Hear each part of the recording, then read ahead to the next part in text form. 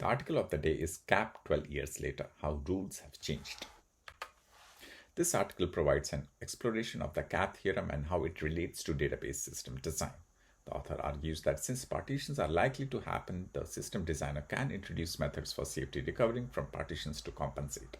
This strategy allows the database to continue to provide availability during a partition and enforce consistency once the partition is resolved. To start, let's recap the CAP theorem. It states that database that is available over a network can have at most two out of the following three properties. Consistency, that is, meaning a single up-to-date copy of the data exists. High availability, update operations are always available. Partition tolerance, the database operates in the face of network partitions.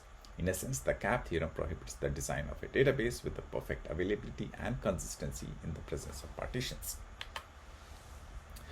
This paper equates partition tolerance with latency or timeout by adding in the concept of a partition decision. The partition decision is a choice made by the system when faced with an operation that times out.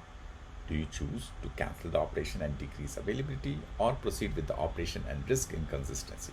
Retrying indefinitely is in essence choosing C over A, that is, choosing consistency over availability.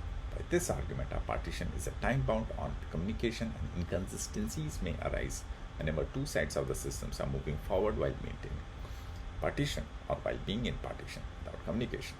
Since we cannot guarantee the absence of timeouts, the challenge then is to mitigate the effect of the effects of a partition on consistency and availability.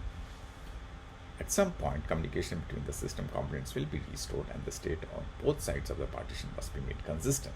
And second, any mistakes must be undone. The rest of the paper discusses strategies for achieving these goals. The first strategy is using commutative replica data types, or CRDTs. In short, CRDTs are a class of data structures that provably converge to a consistent state after a partition is resolved.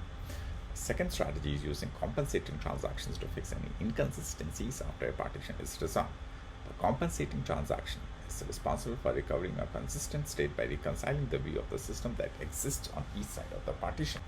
Anytime a shared data system is distributed over multiple machines, you are faced with the possibility of a network partition. This paper outlines a few methods for reasoning about the system state given this reality.